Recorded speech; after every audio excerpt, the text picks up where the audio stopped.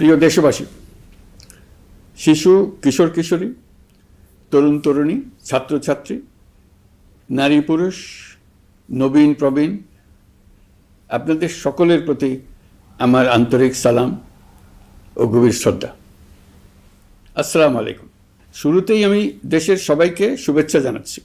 দীর্ঘ 17 বছর পর একটি উৎসব মুখর, অংশগ্রহণমূলক ও শান্তিপূর্ণ জাতীয় নির্বাচন সফলভাবে সম্পন্ন করার জন্য এই নির্বাচনের মাধ্যমে জনগণ, ভোটার, রাজনৈতিক দল, প্রার্থী, নির্বাচন সংশ্লিষ্ট প্রতিষ্ঠান ও আইনশৃঙ্খলা বাহিনী সম্মিলিতভাবে একটি প্রশংসনীয় নজির সৃষ্টি করেছে।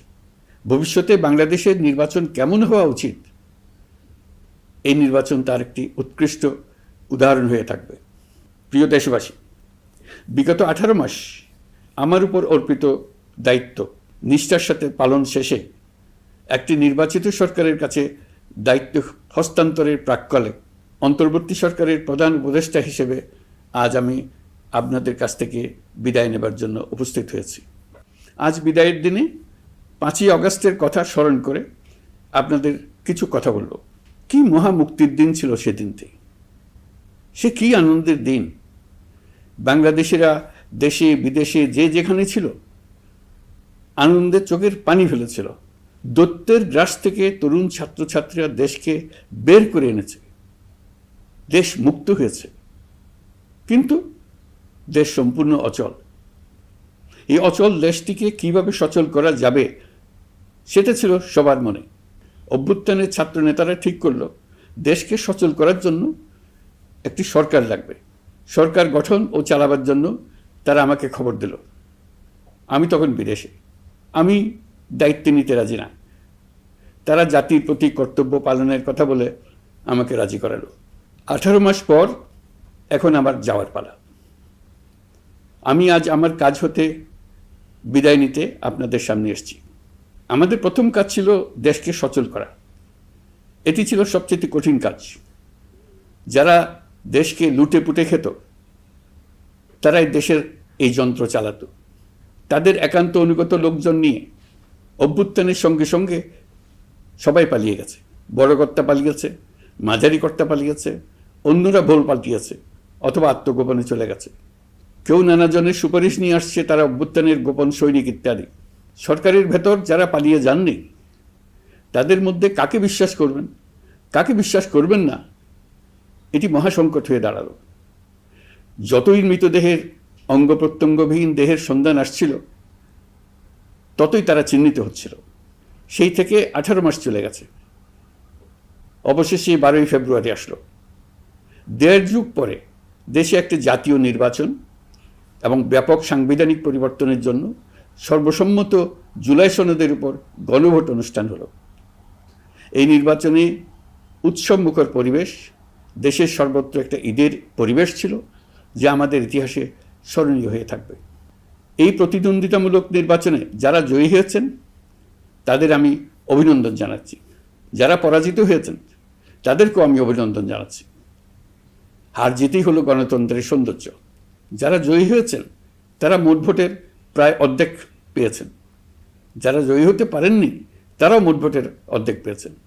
যারা জয়ী হতে পারেননি তারা এই জেনে আশ্বস্ত হবেন যে প্রায় অর্ধেক ভোটার আপনাদের উপর আস্থা রেখেছে। আগামী দিন নতুন সরকার দায়িত্ব গ্রহণ করবে। এর মাধ্যমে আমাদের 18 মাসের দায়িত্বের সমাপ্তি হবে।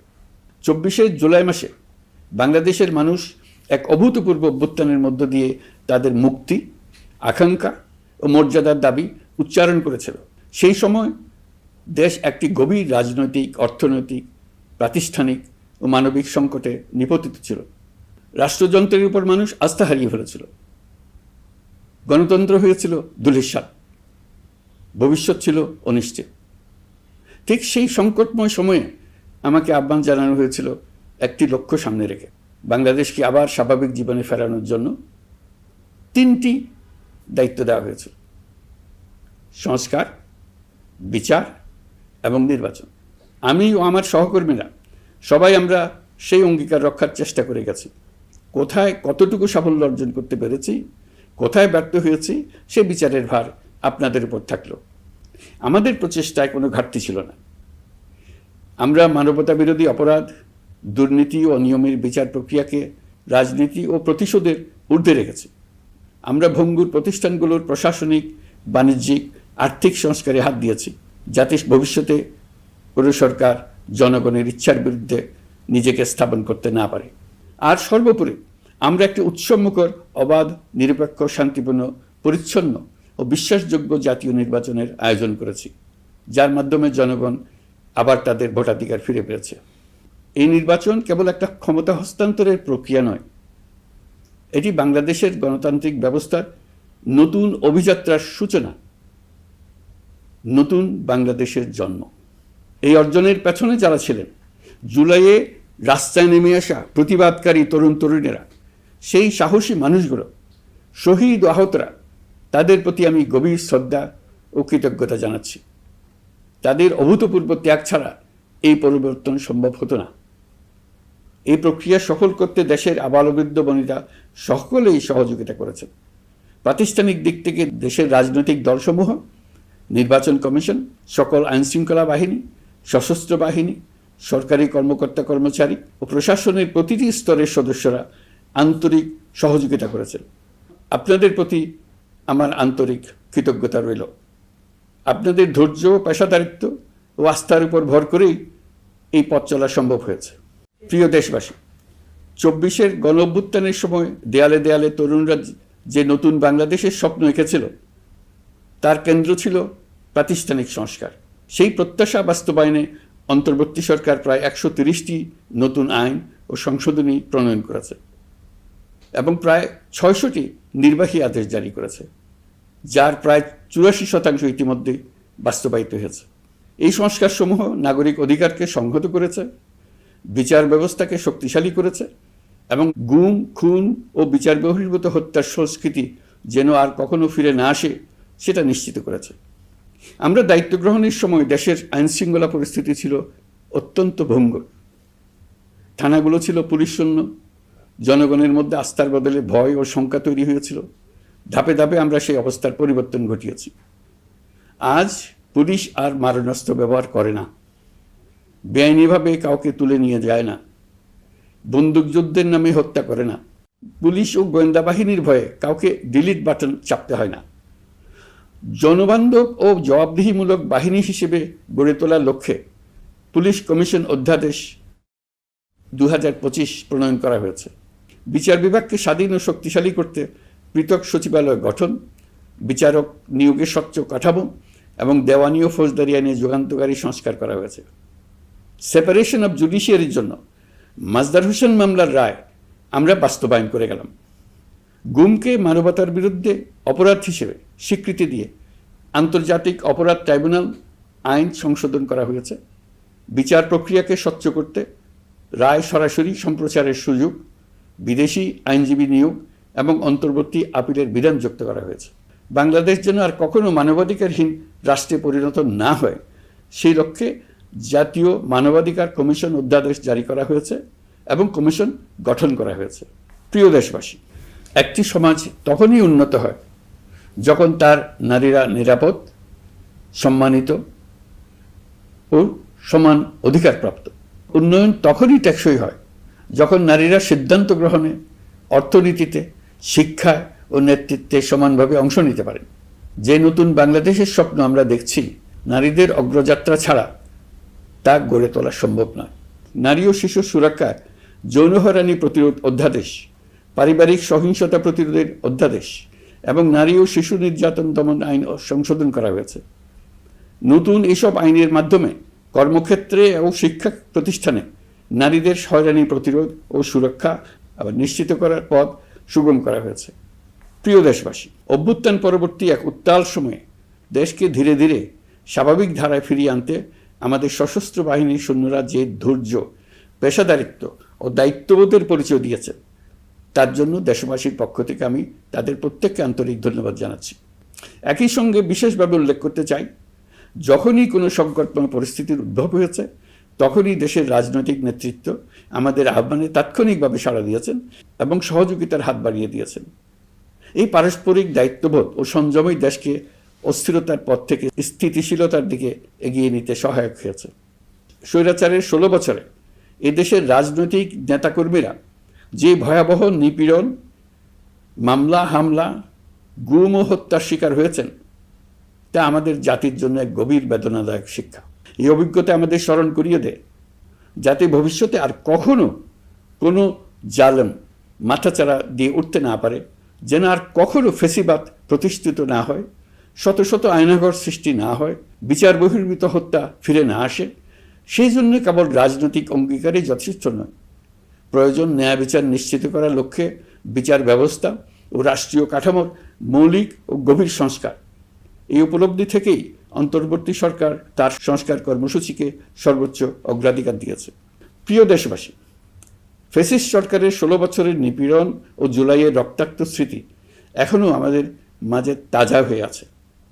যারা ভয়াবহ নিপীড়ন ও নির্যাতন চালিয়েছে তাদের বিচার করা এবং যেন আর কেউ এ ধরনের দুঃশাসন কায়েম করতে না পারে সেটা নিশ্চিত করা আমাদের গুরু দায়িত্ব।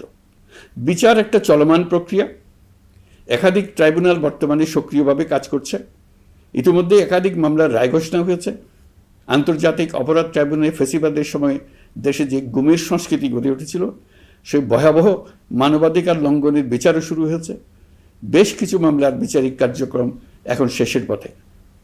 আমরা আশা করছি আগামী দিনগুলোতেও বিচারিক প্রক্রিয়া অত্যন্ত নিরপেক্ষ ও স্বচ্ছতার সঙ্গে এগিয়ে যাবে। প্রিয় দেশবাসী, অন্তর্বর্তী সরকারের সবচেয়ে বড় অর্জন জুলাই সনদ, যার ভিত্তিতে গণভোটে বিপুল সংখ্যাগরিষ্ঠতায় তা বাস্তবায়নের সিদ্ধান্ত দিয়েছে দেশের মানুষ। জুলাই সনদের বাস্তবায়ন হলে ফেসিবাদ ফিরে আসার পথগুলো চিরতরে বন্ধ হয়ে যাবে। আশা করব এটা নির্ধারিত সময়ের সীমার মধ্যেই বাস্তবায়ন হবে। অন্তর্বর্তী সরকারের ছোট বড় ভালো মন্দ অনেক কথা ভুলে গেলেও জুলাই সনদের কথা জাতি কখনো ভুলবে না। এই সনদ রচনা এবং গণভোটে পাশ করানোর জন্য আমি সকল রাজনৈতিক দল, সামাজিক সংগঠন, অধিকার রক্ষা প্রতিষ্ঠান যারা অক্লান্ত পরিশ্রম করেছে তাদের সবাইকে আজ অভিনন্দন জানাচ্ছি। এই নির্বাচনে প্রথমবারের মতো প্রবাসীদের ভোট দেওয়ার সুযোগ সৃষ্টি করা হয়েছে। যখন একজন ভোটার গর্ব করে এই নির্বাচন ও গণভোটে ভোট দেওয়ার অভিজ্ঞতা সোশ্যাল মিডিয়ায় বলে, তখন একজন নাগরিক হিসেবে আমি আনন্দ ধরে রাখতে পারি না। আমি আশা করি এই প্রক্রিয়ায় ভবিষ্যতে আরও অনেক বেশি প্রবাসীরা নিশ্চিন্তে অংশগ্রহণ করতে পারবে।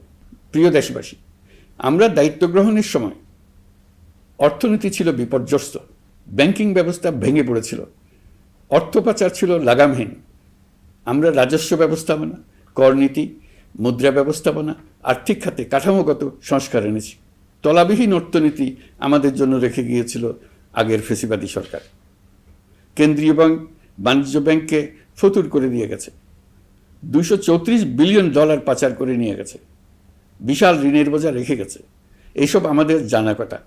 আমরা যারা এই অর্থনীতি আবার চালু করার দায়িত্ব পেয়েছিলাম তারা দিশা খুঁজে পাচ্ছিলাম না। এখন যাবার সময় স্বস্তি পাচ্ছি যে আমরা অবস্থার মোকাবেলা করতে পেরেছি এবং নতুন অর্থনীতির বুনিয়াদ রচনা করে রেখে যেতে পারছি। এখন আর পাওনাদাররা আমাদের তাড়া করতে আসবে না। আন্তর্জাতিক লেনদেনে আমরা চোখে অন্ধকার দেখব না। আমাদের রিজার্ভের পরিমাণ এখন $34 বিলিয়ন। আমাদের দেশপ্রেমিক প্রবাসী ভাই বোনদের রেমিটেন্সের টাকায় এই রিজার্ভ ক্রমেই বাড়ছে। নিত্য প্রয়োজনীয় পণ্যের দাম নিয়ন্ত্রণে সরবরাহ বৃদ্ধি করা হয়েছে। টিসিবির কার্যক্রম সম্প্রসারিত হয়েছে। বাজার তদারকি ও মজুতদারির বিরুদ্ধে কঠোর ব্যবস্থা নেওয়া হয়েছে। এর ফলে খাদ্য মূল্যস্ফীতি উল্লেখযোগ্যভাবে কমেছে। শ্রমিক অধিকারকে মানবাধিকারের অংশ হিসেবে বিবেচনা করে আন্তর্জাতিক শ্রম সংস্থার গুরুত্বপূর্ণ কনভেনশনসমূহ অনুসমর্থন করা হয়েছে, যা কর্মক্ষেত্রে শ্রমিকের নিরাপত্তা ও মর্যাদা নিশ্চিত করবে। যুগান্তকারী নতুন শ্রম আইন প্রণয়ন করা হয়েছে। প্রবাসীরা আমাদের অর্থনীতির প্রাণশক্তি। তাদের সুরক্ষা ও কল্যাণে আইন সংশোধন, বিদেশে আইনি সহায়তা, নতুন শ্রম চুক্তি এবং দক্ষতা উন্নয়ন প্রকল্প গ্রহণ করা হয়েছে। বন্দর ব্যবস্থাপনা ও বিনিয়োগ কাঠামোতে আমূল সংস্কারের মাধ্যমে ইউরোপীয় সর্ববৃহৎ বিনিয়োগ সহ একাধিক কৌশলগত প্রকল্প এগিয়েছে।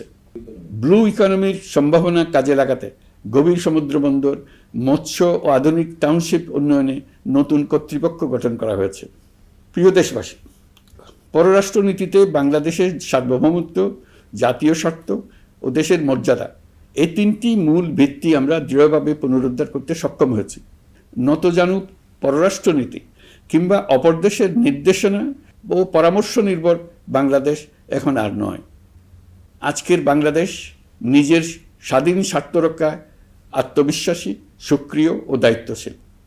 বিশ্বের সকল দেশের সঙ্গে পারস্পরিক সম্মান ও স্বার্থের ভিত্তিতে সম্পর্ক গড়ে তুলতে আমরা প্রতিশ্রুতিবদ্ধ।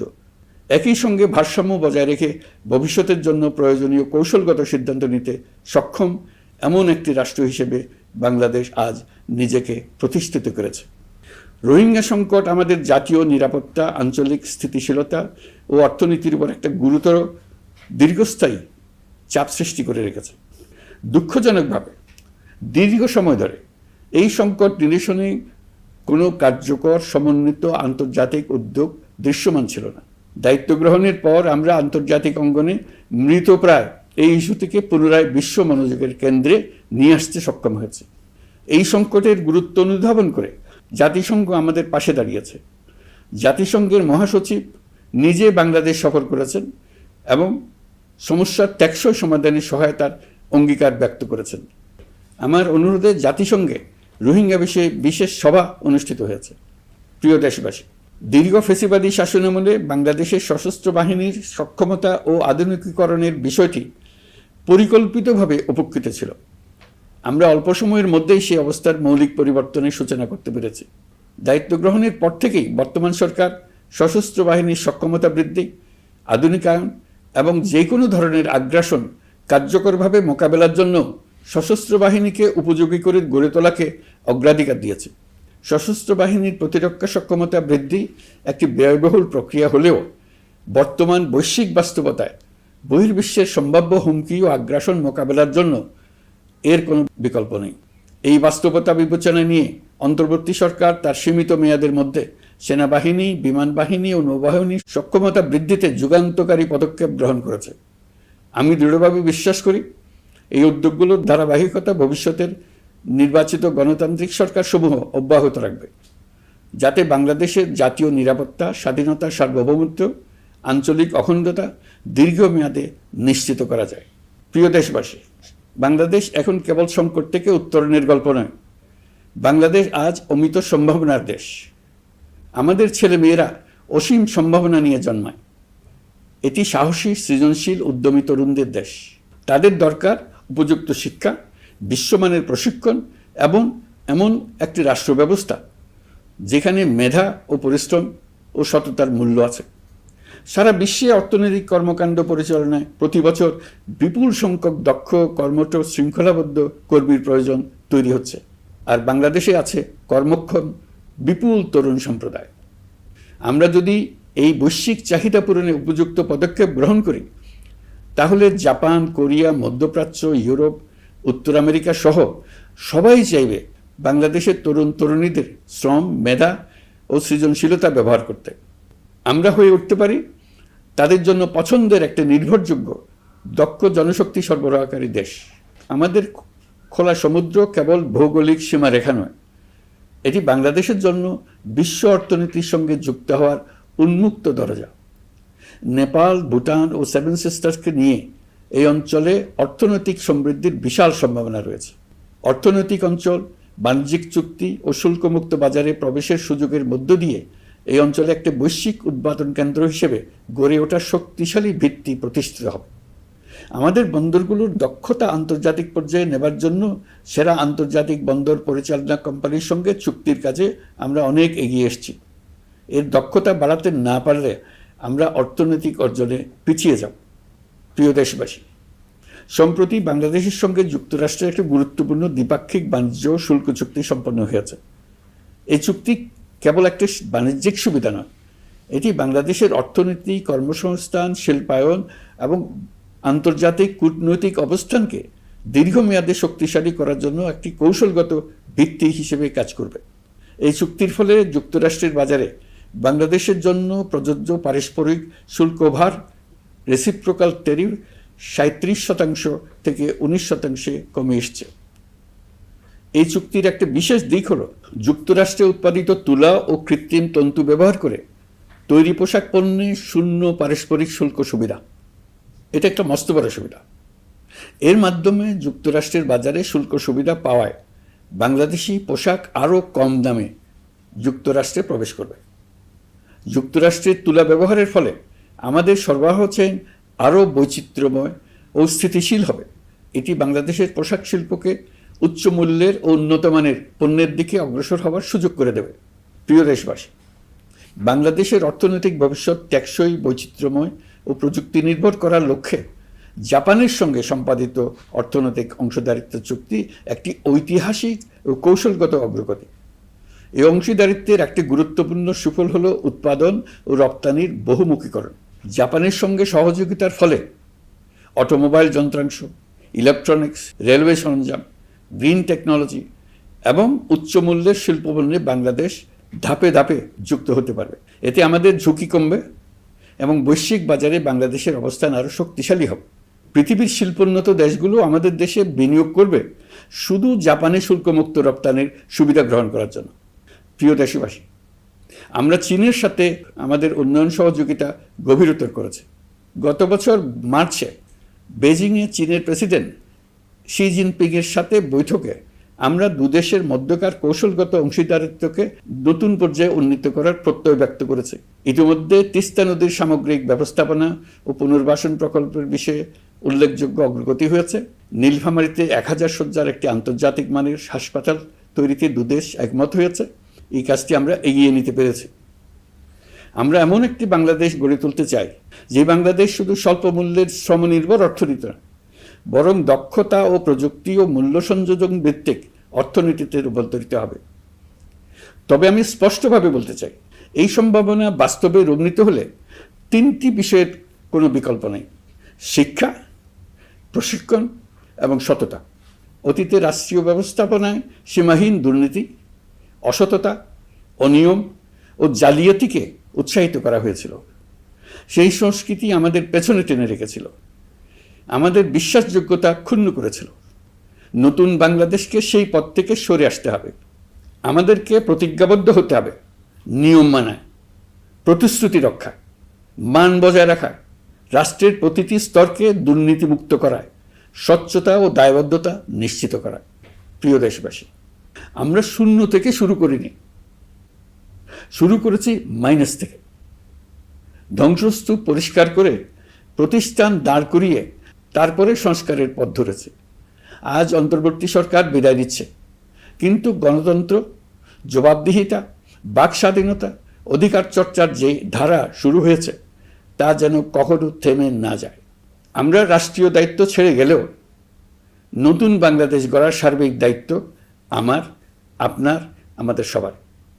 আমাদের সকলের দায়িত্ব দেশকে সত্যিকারের গণতন্ত্র হিসেবে পরিস্ফুটিত করা। জুলাই গণঅভ্যুত্থান আমাদের জন্য এই দরজা খুলে দিয়েছে। আমরা যদি স্বপ্ন, আকাঙ্ক্ষা ও শক্তিকে বাঁচিয়ে রাখতে পারি, তবে বাংলাদেশের অগ্রযাত্রা কেউ থামাতে পারবে না।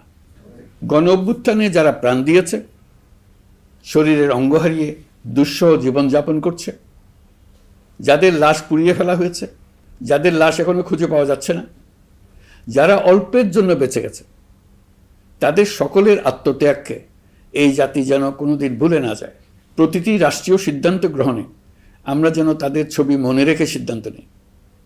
আমাদের পরবর্তী প্রজন্মকে ক্ষমতাবানদের কিভাবে নিয়ন্ত্রণে রাখতে হয় সেই শিক্ষাটি যেন দিয়ে যেতে পারে। ক্ষমতাবানদের ক্ষমতা মানুষকে কীরকম মনুষ্যত্বহীন করে তুলতে পারে সেটা জাতির ইতিহাসে ধরে রাখার জন্য আমরা পলাতক প্রধানমন্ত্রীর বাসস্থান গণভবনকে জাতীয় জুলাই স্মৃতি জাদুঘর হিসেবে প্রতিষ্ঠিত করে রেখে যাচ্ছি। এখানে আপনাদের স্মৃতির বাস্তব নমুনা সংরক্ষণ করে রাখা হয়েছে। জাদুঘর যখন জনসাধারণের জন্য খুলে দেওয়া হবে, তখন আপনি যেখানেই থাকুন, দেশে থাকুন, বিদেশে থাকুন, আমি অনুরোধ করব আপনি সপরিবারে একবার এসে কিছুক্ষণ জাদুঘরে কাটিয়ে যাবেন। প্রিয় দেশবাসী, আসুন আমরা এমন একটি বাংলাদেশ গড়ি যেখানে সম্ভাবনা সীমাহীন আর স্বপ্নের কোনো সীমানা নেই। গত 18 মাসে ক্রমান্বয়ে এদেশের মানুষের মধ্যে গণতন্ত্র, একটি কল্যাণমূলক শাসন ব্যবস্থা, বাকস্বাধীনতা, ক্ষমতাকে প্রশ্ন করতে পারা, সমালোচনা করতে পারা, জবাবদিহিতায় আনতে পারার যে চর্চা শুরু হলো, উৎসবমুখর পরিবেশে নির্বাচন আয়োজন করে জনগণের অধিকার নিশ্চিত হলো, এই ধারা যেন কোনো রকমেই হাতছাড়া হয়ে না যায়। আমি বিশ্বাস করি বাংলাদেশের আপামর জনসাধারণ এবং সকল রাজনৈতিক পক্ষ ইস্পাত কঠিন ঐক্যের মাধ্যমে এই ধারাকে আগামী দিনগুলোকে রক্ষা করবে, সমৃদ্ধ করবে। অধিকারের বিষয়, দেশের স্বাধীনতা সার্বভৌমত্বের বিষয়, পরবর্তী প্রজন্মের জন্য একটি সুন্দর বাংলাদেশ গড়ে তোলার প্রত্যয়ে দৃঢ় থাকতে হবে। দলমত, ধর্ম, বর্ণ, নারী পুরুষ নির্বিশেষে সবাইকে আহ্বান জানাই একটি ন্যায়ভিত্তিক, মানবিক ও গণতান্ত্রিক বাংলাদেশ গড়ে তোলার সংগ্রাম অব্যাহত রাখতে। এই আহ্বান জানিয়েই আমি অত্যন্ত আশাবাদের সঙ্গে আজ আপনাদের কাছ থেকে বিদায় নিচ্ছি। দেশের শিশু, কিশোর কিশোরী, তরুণ তরুণী, ছাত্রছাত্রী, নারী পুরুষ, নবীন প্রবীণ, আমার দায়িত্ব থেকে বিদায় নেবার এই প্রাক্কালে আপনাদের সকলের প্রতি আন্তরিক ধন্যবাদ জানাচ্ছি। আমার জন্য দোয়া করবেন। মহান আল্লাহ আমাদের সকলের সহায় হন।